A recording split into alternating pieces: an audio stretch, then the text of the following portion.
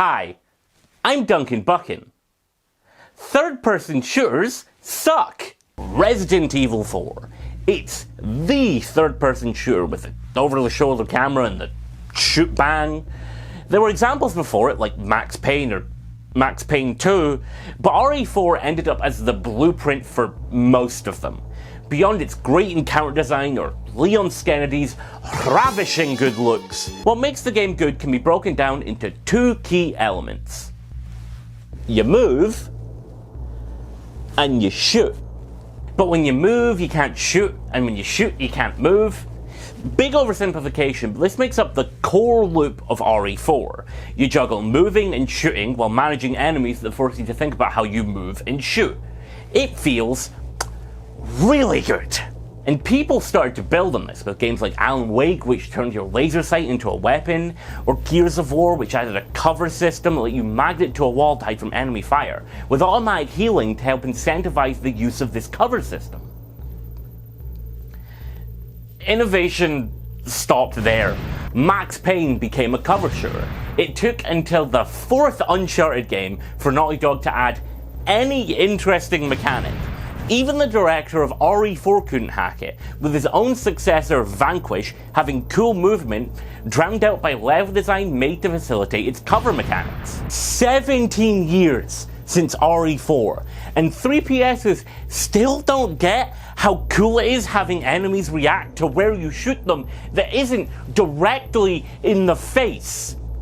Why can't any game focus on the satisfaction of moving and shooting? Enter Dead Space. Isaac Clarke is an engineer with the CEC, sent out on an emergency response mission to the USG Ishimura. He's specifically on that mission because his girlfriend, Nicole Brennan, was stationed on that ship and sent him a super cryptic message before going dark. When Isaac and the gang make it to the Ishimura, things go wrong, and as it turns out, the ship is being infested by these creatures known as necromorphs. Space zombies.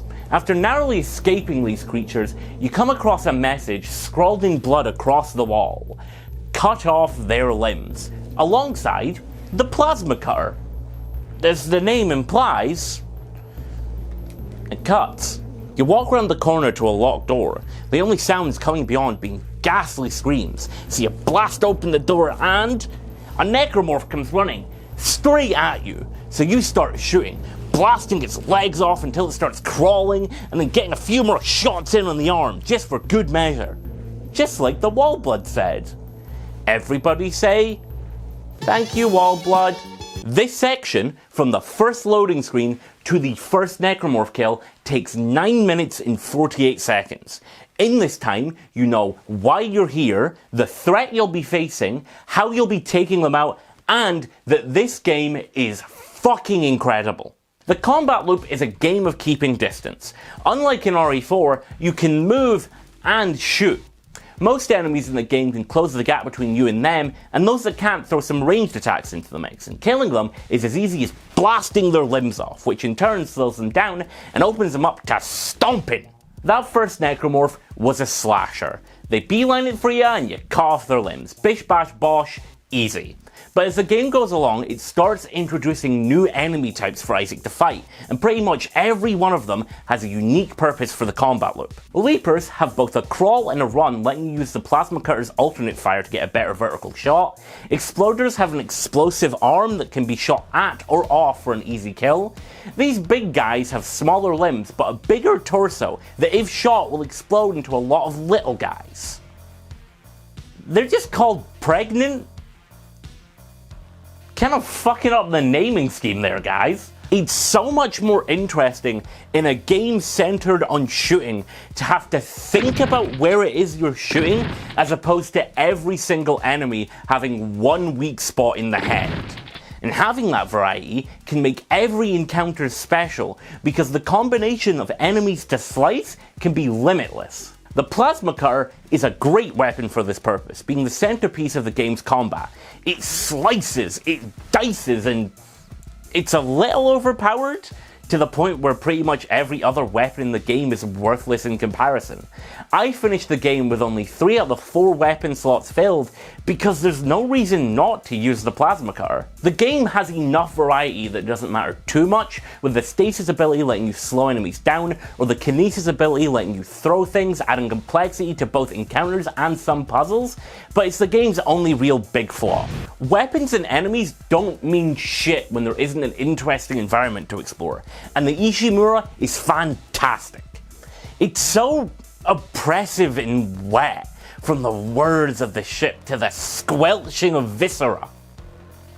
Very happy to be able to use the words squelching and viscera in a sentence together. Wonderful pair of words. You come across a lot of different places and objectives in a playthrough. Chapter 4 is set around the bridge, with gravity holes that function as a hazard and a tool for combat. Chapter 6 takes Isaac to the ship's food supply and farms to kill specific enemies who are poisoning the ship's air supply. Alongside just giving you interesting shit to do, what you're doing around the ship makes it feel more real. A living, breathing, disgusting place with a real sense of place. Each chapter has its own area connected by the tram system, which also functions as the game's only load screens. The game is dedicated to keeping you in the action, with nothing to take you out except those load screens or pausing. Even the UI and inventory is justified in the game as part of Isaac's suit. Now, I'm told that this is diegetic, but I'm not entirely sure what that means. I think my cousin has that. Dead Space is about barely holding it together, with Isaac being sent everywhere around the ship trying to fix things while having the worst day of his life figuring out what went wrong in the Ishimura. Which turns out to be a bit complicated. The Ishimura is a planet-cracking vessel, which means, quite literally, it can crack open planets to mine what's in them. While in a routine operation, okayed by the CEC, the crew of the Ishimura stumble upon the Marker, an item of great importance to the Church of Unitology, who worship death and view necromorphs as the next evolution of humanity. But the captain of the Ishimura is actually a big unitologist and booted anyone who wasn't off the ship. The Marker is at the center of all of this, with its presence causing people to turn to giant monsters or die. Isaac's girlfriend turns out to be a hallucination of the Marker because she's already dead. All the times Isaac sees her in the game, that was actually the Marker talking directly to Isaac. Also, one of your crewmates is a big unitologist. Have fun! It's a fine narrative. The presentation is nice, but the whole message from the dead girlfriend where vital context is revealed at the end is a little derivative. The lore behind Unitology is cool, being much less like a traditional cult and more akin to Scientology, practiced mainly by rich people attempting to fleece members to move up the ranks. Which isn't what Scientology is. Mr. Cruz, please don't sue me. Point is, the game is great. EA thought so too, and gave the team of Visceral 2 massive projects. The first being Dante's Inferno, the second adaptation of the Divine Comedy in the form of a character action game.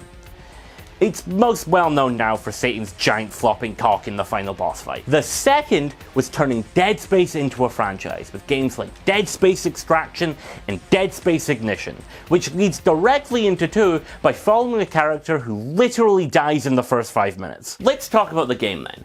Dead Space 2 is the best third-person shooter ever. It's the reason I'm on camera today. There is simply so much to love about this game. So instead of breaking down the game as a whole, I'm going to talk about 2 of my favourite chapters, Chapter 2 and Chapter 4, which take place within the first few hours of the game. Isaac has been woken up about 3 years after the original game in a hospital being experimented on by the doctors, with a marker-inflicted form of dementia that's made him forget those 3 years. But surprise! The necromorphs are back and they're causing a ruckus. So Isaac escapes the hospital and makes his way out onto the Sprawl. This is where Chapter 2 starts. It's Isaac's first real look at how widespread the necromorph problem is. The Sprawl was a thriving space colony. Sure, it had its problems, but to the average person, it was a bustling little city with apartment complexes, shopping districts, things to do, and people to smooch. It's fucked now. As you make your way through the city, now with corpses littering the corridors, you see directly necromorphs killing people. Their screams fill the soundscape, with a lot of the necromorphs you fight being freshly transformed. They're not so smoochable now. Maybe. Jury's still out on that one. Isaac has to make his way to the other end of the sprawl to meet up with Diana, who claims to know how to cure his dementia. This gives us the first taste of the game structure. The first game was defined by a kind of open linearity, with each chapter focusing on an individual deck of the Ishimura with occasional returns to older areas. Dead Space 2 is all forward. There is only one area you end up going back throughout the game, and the way you get there is so radically different that it involves you diving in from fucking space. I ain't a game design guy, which is why I'm making a video about game design. Got just as much of a qualification as 90% of the other cunts doing it, but I think the level design of Dead Space 2 is really fucking good. There was this odd brainworm in the 7th gen about linearity versus the more open level design of 90s FPSs. I'm not gonna dwell on this image, it's referring to FPSs, but I think it applies to Dead Space 2. Alright, I'm gonna dwell on it a bit. In retrospect, very funny because this is a Doom map. I fucking love Doom. That's E1M6 central processing, designed by John Romero. One of the best to ever do it. But complexity does not equal good level design. If you've played any 90s FPS to the very end, you know this. Doom has some absolute shiters in it. You ever played E2M2? If I was to draw the path through this map, it would look like a horrific traffic accident.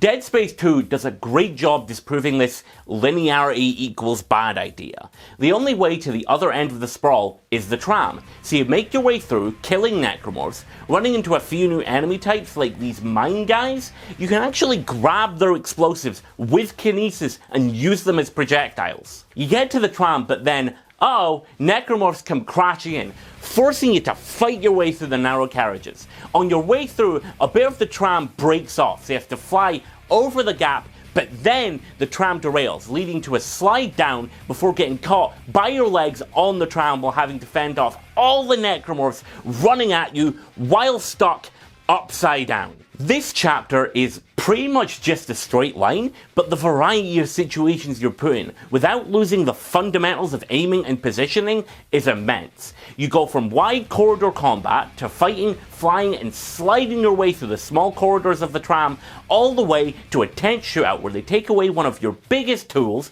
movement, while hanging upside down on the tram.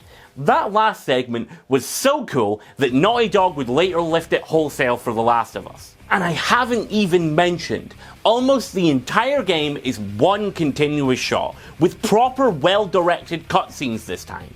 Let's keep making fun of PlayStation for a bit. The 2018 God of War soft reboot was praised for that, but the difference is, God of War sucks. I am referring to the entire game there, but just focusing on this aspect, it uses the technique entirely for flair, never really justifying why this 30-hour open-world RPG can't give you the mercy of cutting out the 50% of the game you'll be doing walking. For a game largely about the relationship between a father and his son and how that affects them, the camera feels so impersonal because we don't really get to see how anyone reacts. It doesn't even commit to it either, with so much of the game being spent with distracting XP counters or HUD elements, or inside nested pause menus switching out gears, sorting through skill trees. This, on top of its terrible pacing, makes the camera trick feel like it's dragging out the game to an impossible degree. By comparison, Dead Space 2's camera feels like it builds on top of what's there rather than in spite of it, with the rapid pace not giving you space to breathe.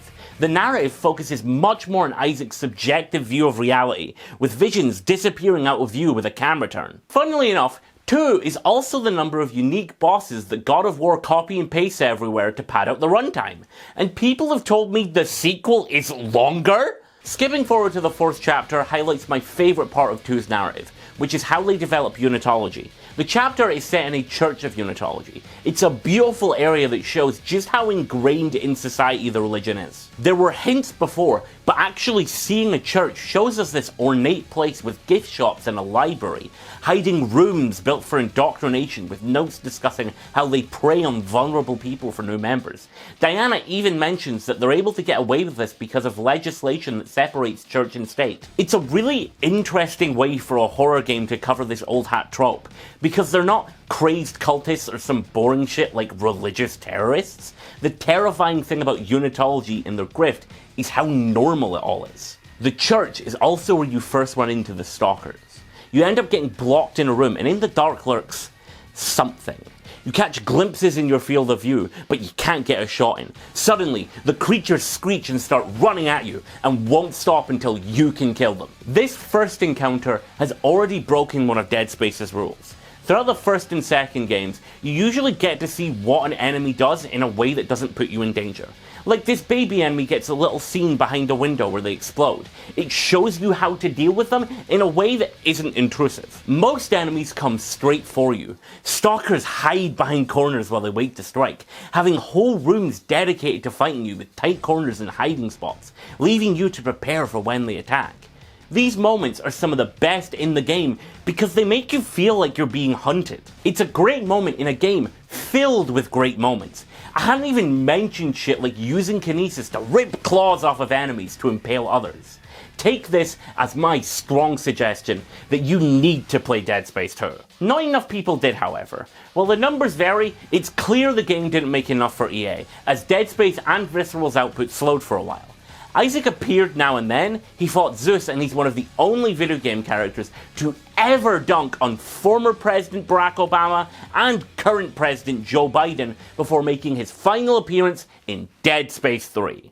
Do you remember everything I've said about the first two games? If you don't, here's a quick summary.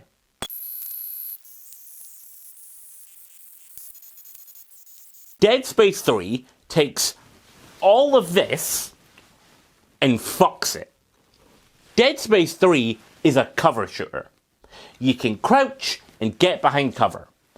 Why? So you can fight regular humans with guns. Ranged attacks were always a thing, but in previous games they were always projectiles, physical objects with travel time affected by physics, as opposed to hit scan, which, to put it simply, means the game will automatically calculate where a bullet is meant to go with infinite velocity and make a binary decision on whether it hits or not when the trigger is pulled. Both types have their place. Dead Space already used hit scan for your weapons, but with enemy attacks, projectiles would be the obvious choice because of the deliberate nature of combat. Hits matter, they do a big chunk of damage and can be avoided.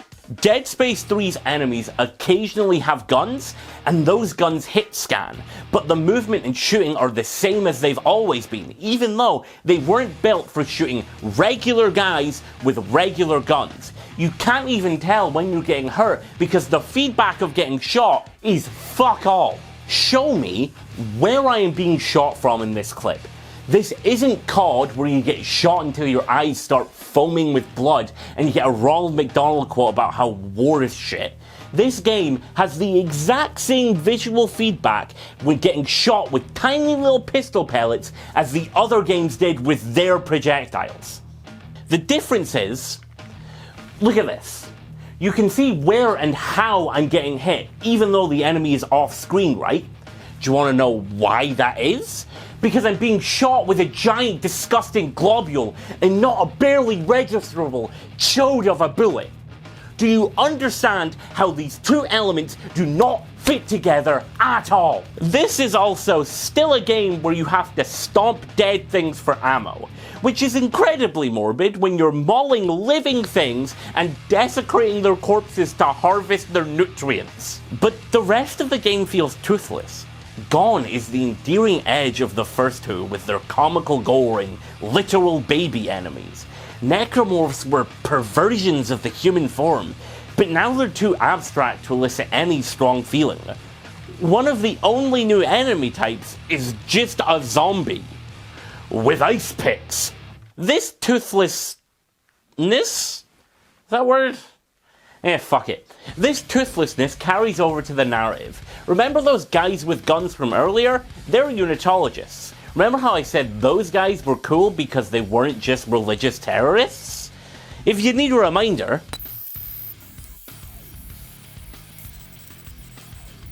well, now they're just religious terrorists.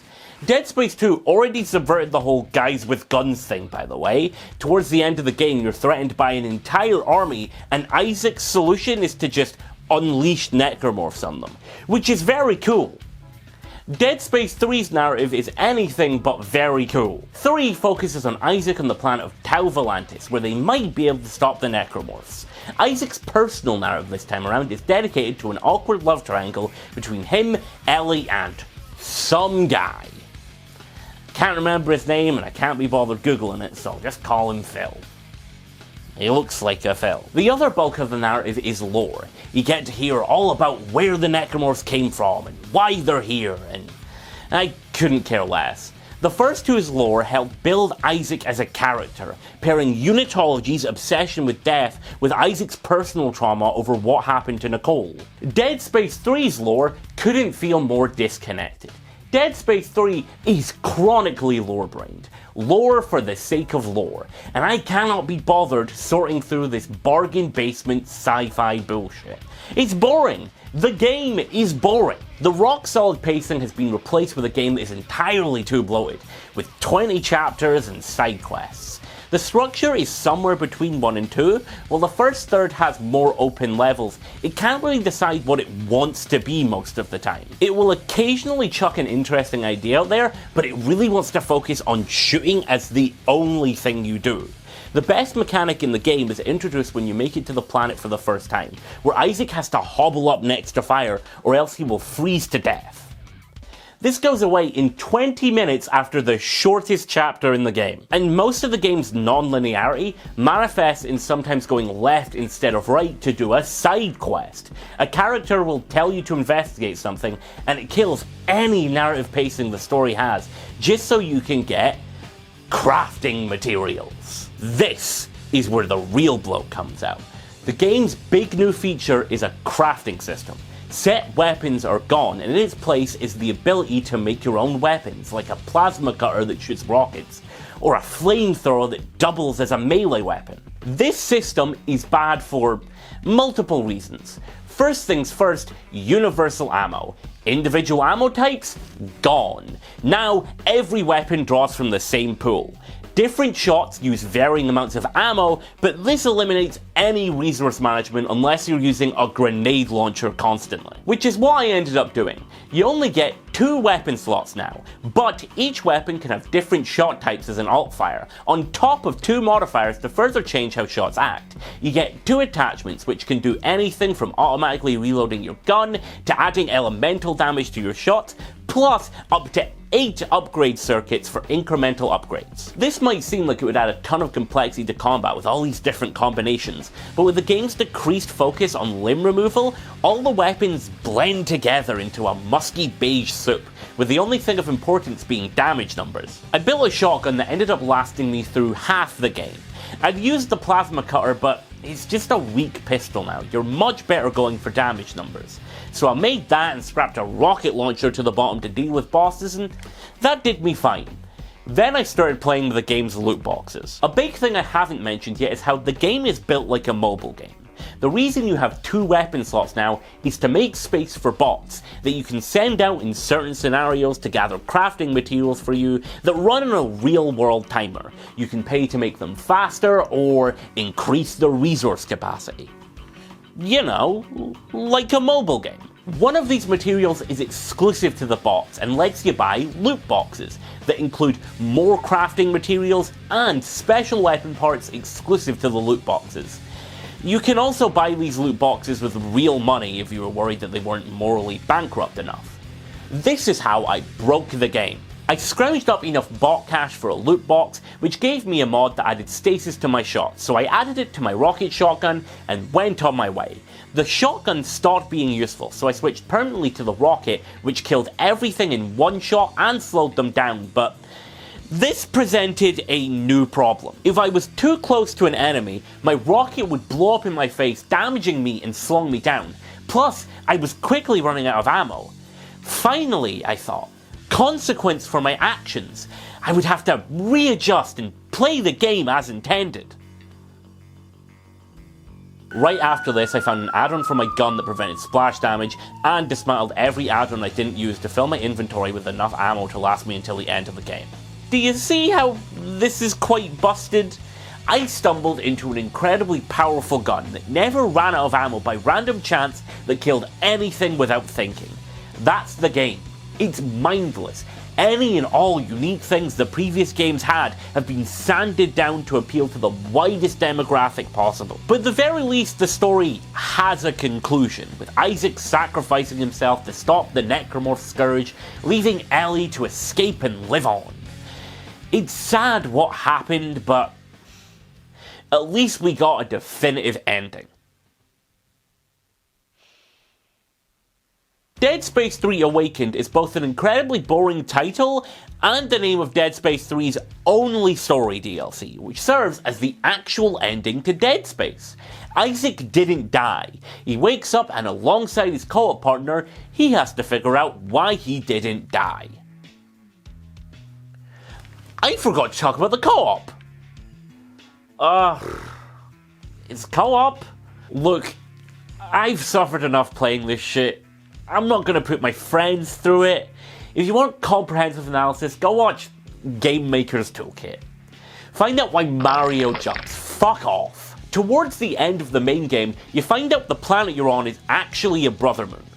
Just a big old necromorph that was frozen to prevent it from communicating with other markers around the galaxy and turning everyone into necromorphs. Isaac and co-op guy failed at stopping them, so a whole bunch of them are invading Earth, with the game actually ending when a big brother moon shows up in front of Isaac's ship before cutting to black. The actual current ending of Dead Space is that everybody fucking dies.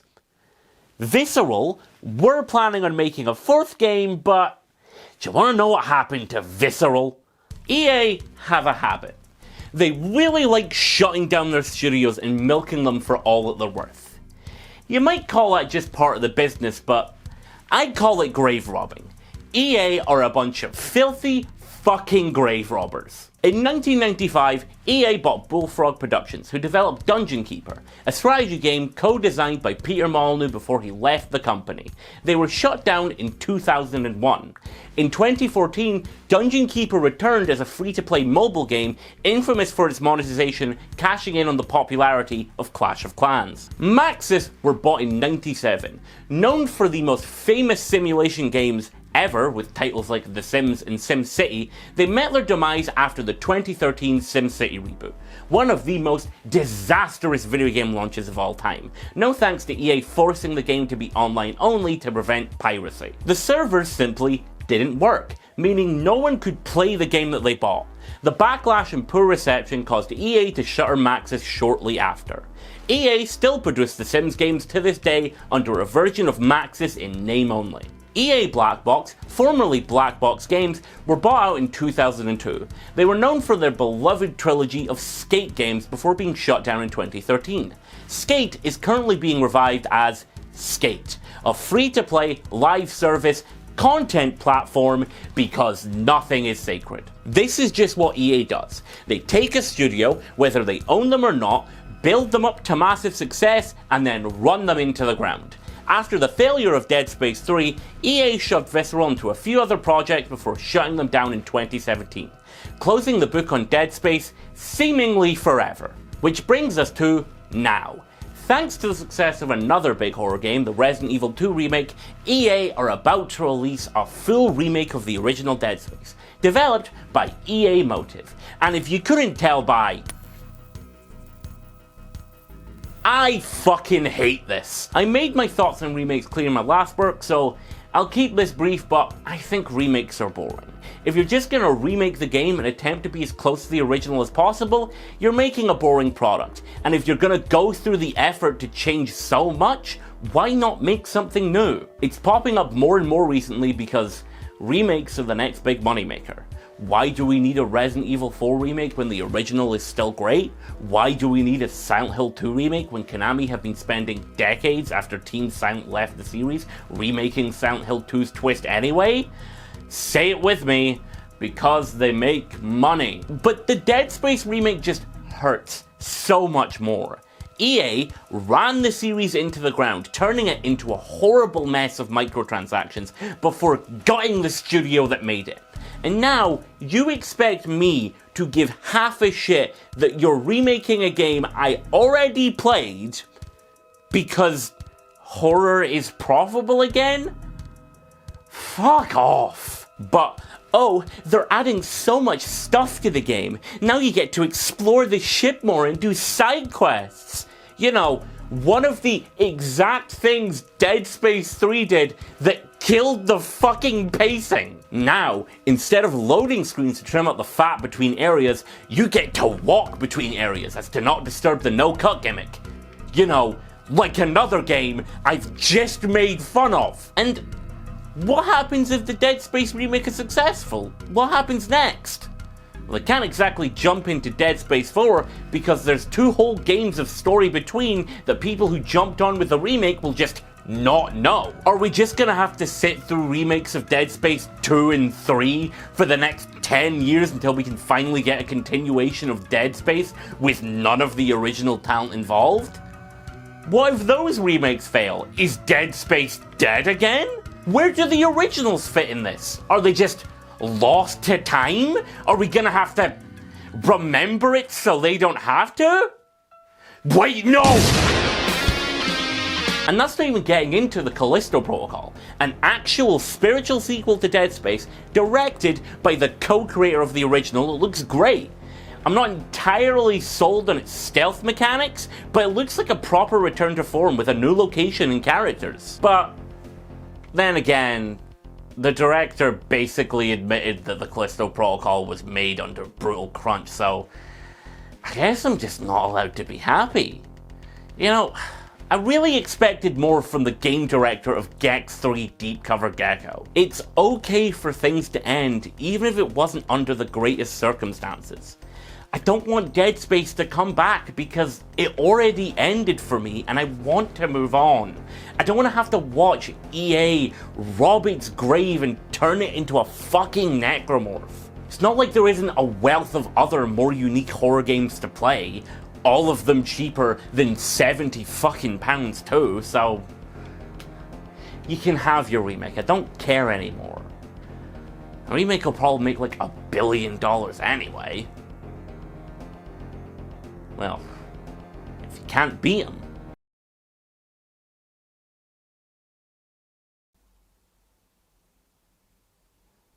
Hi, I'm Duncan Buchan. Third-person shooters suck! Hi, I'm Duncan Buchan. That's my mum. This is my hair, and by the end of this shameless Patreon plug, one of these 3 will cease to exist. I love doing this. I've made more in the last year than I've ever made before, and had more success doing it, and I want to make bigger and more interesting shit. So to do that, I'm starting a Patreon. It has 3 tiers. The lowest tier gives you a credit at the end of videos and access to early uploads and rain updates.